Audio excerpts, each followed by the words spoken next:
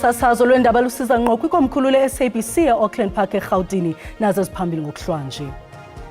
Just 3 days ago on Saturday, as a province, we had 36 cases. Yesterday, the number stood at 168, but it has gone up by 27 to at least 195. Kukho inkxalabo emandla KwaZulu-Natal nanjengoko lonyukelayo kuthi ga kwi-195 inani labantu abosulelane ngesifo sochwane nenyebethu. Abaxhamli bezibonelelo zika-SASSA eMpumalanga bayacaphuka inkqubo yokutshintsha amakhadi e-SASSA agold bafumane we-Postbank amnyama. Molweni emakhaya nankuvimba wangokuhlwanje sixolise mawethu ngokuphazamiseka kwendaba. Umphathiso wezempilo KwaZulu-Natal Nomagugu Simelane uvakalise inkxalabo ngokuqatsela kwesifo sochwane nenyebethu kweliphondo njengokuba befikelele ku-195 abantu abosuleleke sesi sifo. Usimelane bethetha kwinkomfa nonondaba kwisikolo samabanga phantsi iLenham ePhoenix nesinabantu abayi-89 abosulelekileyo nokwenza esi sifo sibe nelona nani liphezulu losuleleko. Usukela ekuqhambukeni kwesifo sochwane nenyebethu kwiveki ephelileyo, amaxhala axhomile kuthotho lwabazali KwaZulu-Natal mayela nempilo yabantwana babo. Esi sifo esithe gqolo nokunwenwa sibangela amadyunguza ezandleni nasezinyaweni neempawu zomkhuhlane. Xa kungoku ngabayi-195 abashicelelweyo nolwasuleleko KwaZulu-Natal, kunjalo nje isithili saseThekwini sinkqenkqeza phambili ngenani labayi-146. Amaphaphu aphezulu kubazali nanjengoko ungaqini tu umnqwazi kubo ngokuthumela abantwana babo esikolweni. UNikita Petha uthi umgcinile umntwana wakhe okugrade R ngenxa yedyudyu yokuba abelixhoba. The school has been sending us daily updates on the stats about the children, so we're just going to wait and see now. Kananjalo intwazana eneminyaka esithandathu kaSinobone Nongoboza ifunda kwisikolo esinelona nani liphezulu labantwana abayi-89 abosulelekileyo iLenham Primary School. Uthi intombi yakhe ifike kokwabo inomkhuhlane kwathi ngesaquphe wakhula amadyunguza emlonyeni, ezandleni nasezinyaweni. It was really painful because she couldn't sit. She couldn't even hold a spoon. I had to feed her. Yeah, it was really painful for her. She even cried when she had to sleep. Lo gama isebe lezempilo lilumkise abazali ukuba bagcine abantwana babo emakwabo xa bebonakalisa iimpawu zesi sifo nanjengoko inani lolosuleleko lilindeleke ukuba liqatsele. Ngekambe uSimelane uthi izikolo ziza kuhlala zivuliwe ngaphandle kwenani eliqatselayo losuleleko, yaye amagosa ezempilo aza kutyala iikliniki ezihambayo ukwenza uhlolo ezikolweni. The Department of Education will engage with parents to provide us with that permission so that we are able to test learners probably on a daily basis in the schools that are affected, so that we are able to contain the spread of this disease. Ukanti ke amagosa ezempilo alumkise abazali ukuba bathi qwa yaye baqinisekise imigqaliselo yococeko kwiindawo zonke ngamaxesha onke. Abamkeli besibonelelo sikarhulumente eMbombela eMpumalanga bashiyeke bekhathazekile inkqubo yokutshintsha kwamakhadi egolide akwa-SASSA ukuya kumakhadi amnyama ase-Postbank. I-SASSA iyalele abamkeli bendodla ukuba batshintshele kumakhadi amnyama kwingafika umhla obekiweyo wama-20 kwinyanga ezayo uMatshi walo nyaka. Imide ithwele uluntu oluxhalabileyo, uninzi apha luthi sele kudlule iintsuku luzama ukutshintsha amakhadi alo. Nangona kunjalo imigca emide iye inqulunywe ukuphela kosuku ngaphambi kokuba luncedwe. Mina ngifike ngo-7 abangibhalisanga abantu bagcina ukubhalisa kunumber 108. Ayikho into eyenzakalayo, asiboni umuntu ongenayo, asiboni umuntu ophumayo. Lo nguSondo Ngwenya nohla enyuka imini nezolo ebila esoma ezama ukubhalisela unyana wakhe kwisibonelelo sabakhubazekileyo. Bodokotela base-Robes many times banginika incwadi impesheni. Incwadi impesheni nangifika bathi ngihambe eShongwe. Ishongwe ifike incwadi impesheni tiya decline, angathi why. If ever ngibuta iSASSA ukuthi kahle kahle ufuna ngincedakale kuphi because le impesheni yemntwana ngisuke nginencwadi. SASSA ungikhomba sibhedlela. Abasemagunyeni bayabongoza ukuba uluntu luze ngaphambili kungekafiki umhla wokugqibela usuku lwama-20 kwinyanga ezayo kaMatshi. Siyacela ukuthi namanje bangahlali bathi balinde ilanga lokugcina lomhla ka-20 manje. Abeze kancane kancane size sibacede bonke. Kodwa isiqiniseko sisinikezayo sikusasa njengoba sinakekela ukuthi ngempela uma sebakhona sizokwenza isiqiniseko ukuthi bonke bayawathola amakhadi amnyama ukuze umholo wabo ungaphazamiseki. Lokangubeni wongeza ngelithi le nkqubo yokutshintshela kumakhadi amnyama izokuvala izibonelelo zikarhulumente zoluntu ukuba zifikelele kubo. Ingcali zicebisa ukuba amashishini karhulumente ohlulwe phakathi kubini kumashishini karhulumente angaphezulu kuma-700 kuzwelonke owamaphondo nomasipala kwamaninzi kunzima ukwenza inzuzo. Ingcali uNjingalwazi Dilip Garage ithi mawathengiswe la mashishini ngelixa urhulumente eza kuhlala engumnini zabelo kuwo. Esi siphakamiso senza njengoko kulindeleke umphathiswa wezimali uMnumzana Enoch Godongwana enze intetho yohlahlo lwabiwo-mali ngomso. Akucace nokuba injolo yesizwe uMnumzana Enoch Godongwana iza kuxhasa ngokwezimali inkampani zikarhulumente i-Eskom ne-Transnet kusinina. Kwinyanga ephele ukhala wezombane iNERSA waphumeza uchatha 12.7% kwiindleko zombane izinga eliphantsi kakhulu kwelo i-Eskom ebilifuna. uNjingalwazi Garage uphakamisa ukuba kuxhaswa amashishini karhulumente aluncedo esizweni. And when you look at the country and the fact that we need workers to get from home to work and all of that, that would be a strategic industry, and we need to fund that industry in a way to ensure that the government plays quite a role. So it would be a shareholder, however, it needs to privatize that sector totally. When I say totally, I mean it should have an interest in it, perhaps 49, even 51. Kusenjalo kukho inkxalabo ngokungabikho kwenkxaso-mali kwiqumrhu elifana ne-Transnet ngelithi oko kungaqhwalelisa inguqu zezoqoqosho ngeli xesha eliqumrhu lezothutho nempahla lizama ukuguqula izinto. What is going to happen is that after that process is done, we're going to select successful bidders who would be given the right to operate or to run their fleet on the network. And if we do that, we hope that we're going to increase the number of tons that get carried using trains, using our own network. Kuza kufuneka umphathiswa Godongwana achule kunyathela xa ejonga imfuno zala maqumrhu karhulumente nokuvala isikhewu esibangela ukushokoxeka kwengeniso kwingxili karhulumente. Umfelandawonye wemibutho yabasebenzi COSATU izibhebhethe njengezibubuvuvi intethe ezithi ivuthamelene ngeyona ndlela inxili yemivuzo yabasebenzi bakarhulumente nanjengoko amehlo abasebenzi ethe ntsho kwintetho yolwabiwo-mali yomphathiswa wezimali uEnoch Godongwana ngomso. Konjalo abasebenzi bakarhulumente bafuna umnyinyivo oza kuza nochatha kwimivuzo yabo. Nyakenye kuhlahlo lwabiwo-mali lwaphakathi enyakeni abasebenzi bathenjiswa ngochatha ka-4.7% kwimivuzo. Kodwa ebutsheni balo nyaka urhulumente uthe thaca ufunqu ka-5.5% njengesibonelelo sokugqibela sika-2025. Sebenzi bakarhulumente ibonwa njengeyona yakhe yankulu eMzantsi Afrika ngokwenkcitho. Ityabula ngaphaya komyinge wama-30 kulwabiwo. UNongxowa uthi yenyuka ngeyona ndlela inkcitho yemivuzo yabasebenzi ukusuka kwi-154 billion rand ngo-2006 de yafikelela ku-679.1 billion rand ngo-2024. Kunjalo abasebenzi banyeke umnyinyiva kumphathiswa wezimali kwimivuzo yabo. ICOSATU ithi akwenziwa ngokwaneleyo kukhusela abasebenzi kwimeko yoqoqosho. It's a myth that the public sector is bloated or the public service wage bill is out of control.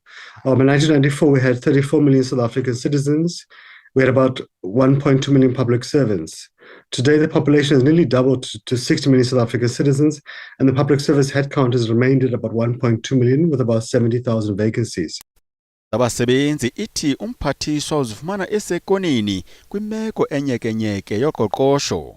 Not addressing the problem by targeting a particular already vulnerable section of the labor market.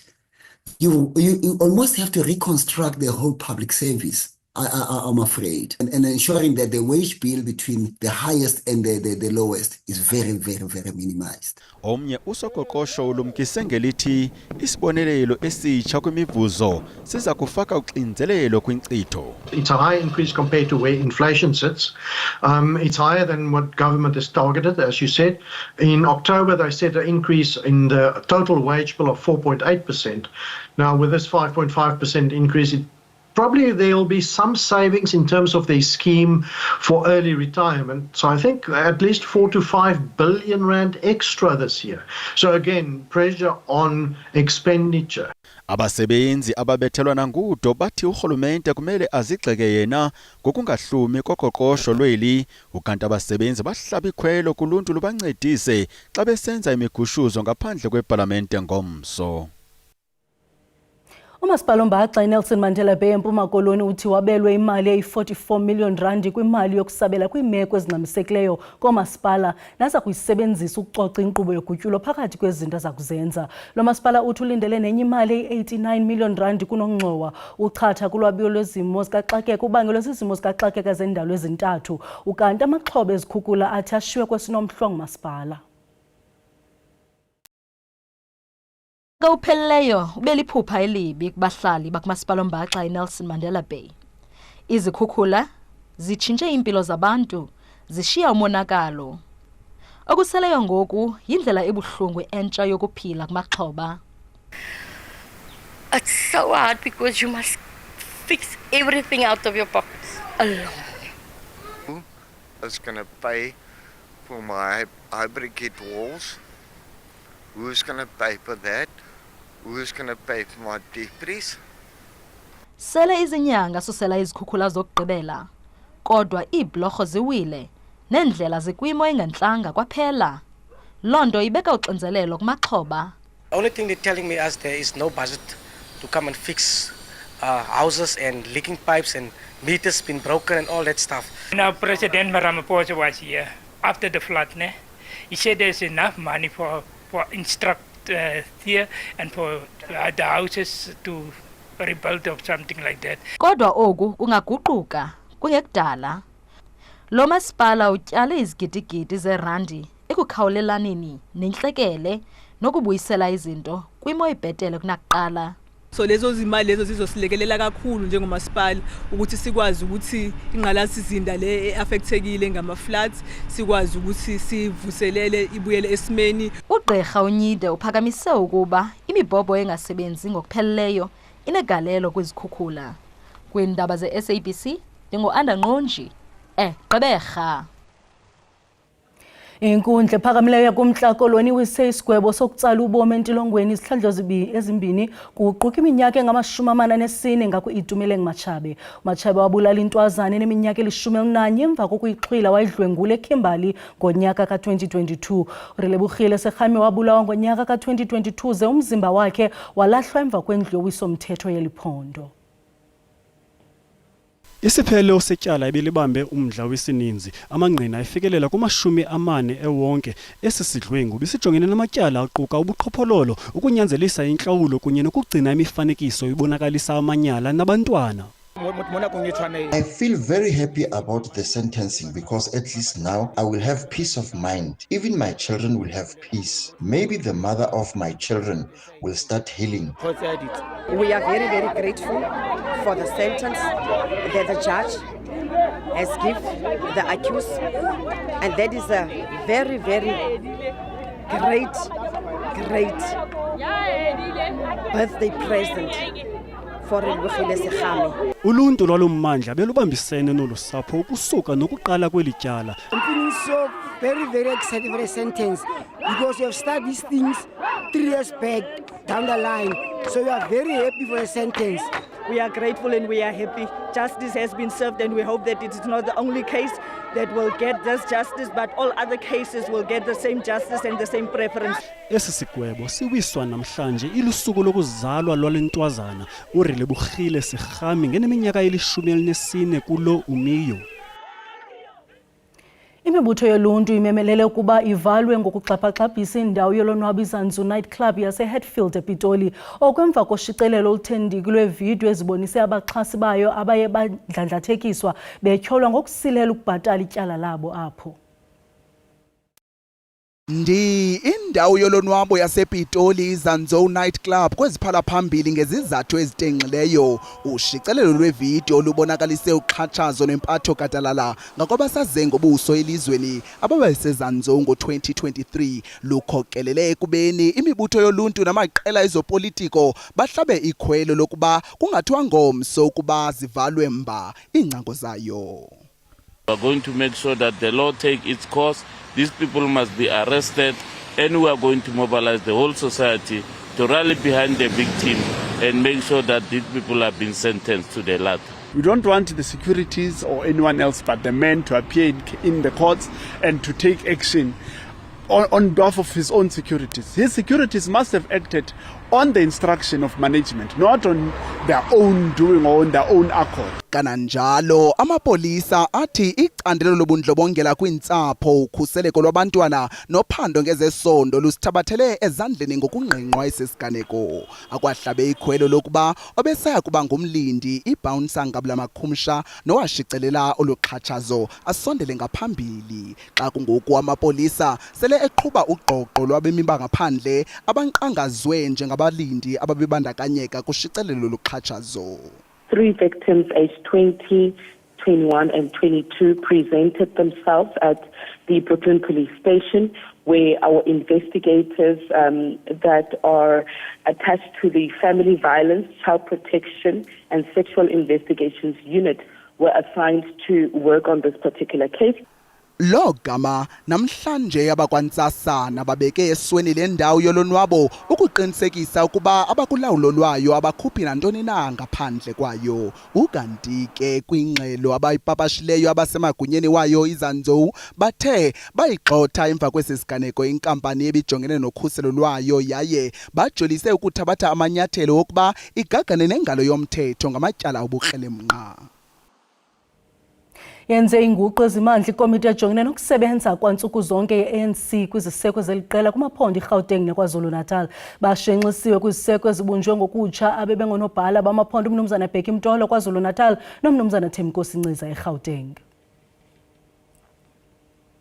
Umphathiswa wezolimo John Steenhuisen uthi ulwimi oluthe ndingaye nesebe lakhe aluncedisani necandelo lezolimo eMzantsi Afrika. uSteenhuisen ukhwebe inkomfa nabamajelo endaba namhlanje sithi uzifumanise phantsi kohlaselo ngenasihlahla. uSteenhuisen uthi zibubuvuvu intetha ezenziwe ngokurhanqe yena nesebe alikhokhelayo yiSakaliga umbutho ochasene neBE. Umphathiswa uthi lo mbutho umtyhola ngokumilisela iAgriBE ngokumilisela intlaninge yengxowa-mali zenguqu. Uthi aziyonyani ezi zityholo. Firstly, I wish to make it clear that the Department of Agriculture is not the custodian of BBBEE. A little bit of basic research by Sakaliga and Leroux would have shown that the gazetting and promulgation of the architecture and regulatory framework was done by the Department of Trade and Industry. The codes of good practice were signed by the then Minister of Trade and Industry on the 8th of December 2017, a full 9 years before I became the Minister of Agriculture. uSteenhuisen uthi okuphambile kuye lukhuseleko lwezokutya. Facts will be put on the table and the facts will get out there. And I hope in doing so, it will serve to discourage those who take snippets of information, twist them to their own narrative, and then try and create an entirely false narrative to suit their own ends. As I said, the focus is on making sure that we grow the agricultural sector and we create a fair opportunity for everybody in the sector to be able to participate. Umphathiswa uthi mininzi ngokwaneleyo imingeni ejamelene necandelo lezolimo.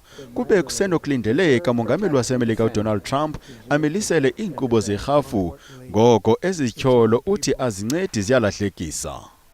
Sibulele mawethu ngokusibeleka indlebe sinikhumbuze zangomso sizana xa bethu ngesizulu usuku benzolo.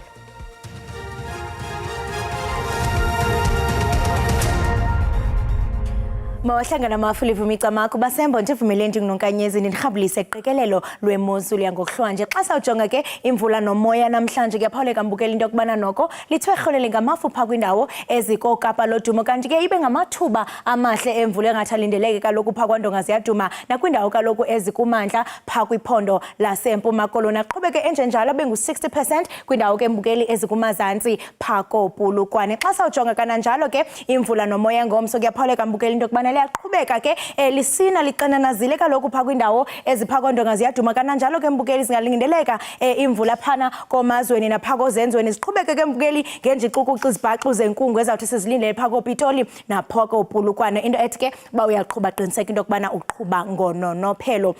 Kanti ke mbukeli uSouth African Weather Service ukhuphe isilumkiso ngokuhlo uba singalindela umoya ozawuthi abhudle kaloku kwindawo ezigudlu unxweme phako Ntshona Koloni kunye ke nomlilo wamadlelo esathi silindele kwindawo ezikumandla kananjalo mbukeli imvula engamandla ezawuthi idale nomanakalo upha kwindawo ezikomahike nkopitoli nakwindawo ezikumandla koBloemfontein nendudumo ezimandla mbukeli esathi sizilindele kaloku pha kwiphondo laseMpuma Koloni kananjalo nangomso mbukeli ziyaqhubeka mvula ezingamandla sigahleka nobomi phako Thekwini unyela ngasentla phako Pitoli nomoya ke obhudlayo kwindawo ezikogqebeka uqhinele ke mbukeli uye phako Mangalisweni nomlilo wamadlelo amaqondo ke obushushu ame ngolhlobo ngoluhlo mbukeli kuyaphawuleka into kubana noko lithande ukufudumala kwindawo ezininzi 22 esajonisi bengu 19 degrees eMthatha kanti ke eMonti ibe ngu 22 degrees ngomso kananjalo mbukeli lithande ukuma kanje izulu liyafumanisa phako Mosina ku 28 degrees phako Gauteng mbukeli ibe ngu 19 degrees phako Mthatha